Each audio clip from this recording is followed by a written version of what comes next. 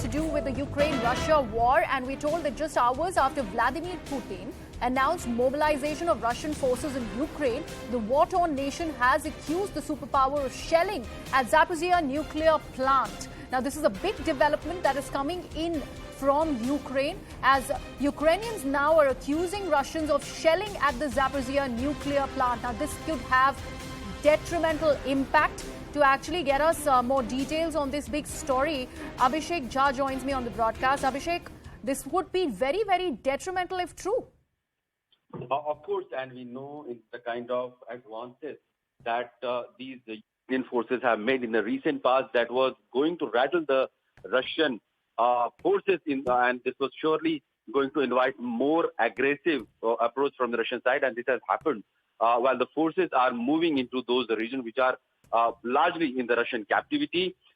Russian government has also announced that they will be conducting a referendum whether these region or the people of these region would want to make it an independent region and want to mix with the Russian broader Russian nation. So that has actually caused worry at the global level. Also, we know that President Putin, who was supposed to address United Nations General Assembly, he has also surprisingly delayed his speech at the UNGA. We were supposed to discuss the issues or address the assembly last night only, but now it is believed that he will be addressing UNGA assembly tonight.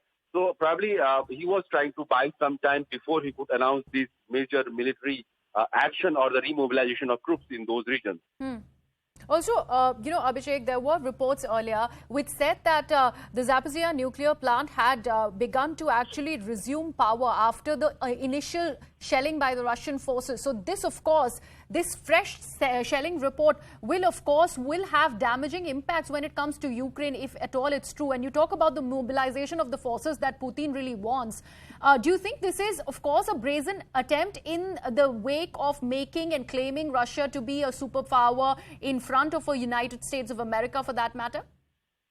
See, this Zaporizhzhia nuclear power plant could be a bargaining chip because we know that nobody in this world in his sanity would like to destroy or create some trouble around a nuclear power plant, which can go wrong in multiple ways.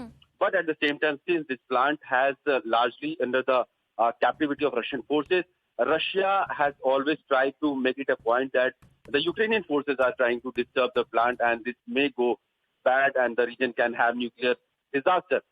So now when this Zaporizhzhia region would be going for referendum, probably since the Russian forces are also there, so we can assume the results could go in favor of Russia, because so many people have also been forced to leave those places who have supported Ukraine. So largely those people who are living there are Russia or the Russians who are living in that area. That makes it really a smooth operation for the current Russian regime, that they can go march in those areas with their new strength and new troops, and they can conduct a referendum which can go very well in favor of Russia, and that may create a situation that was created way back in 2014 when Crimea was annexed from Ukraine and made a part of larger Russia. All right, Abhishek, thank you so much for joining us with all those details. Of course, just hours after Putin's announcement of mobilization of the Russian forces, we hear of this report. And this is claimed by the Ukrainians that there is fresh shelling at the Zaporizhzhia nuclear power plant. That is the word coming in from Ukraine.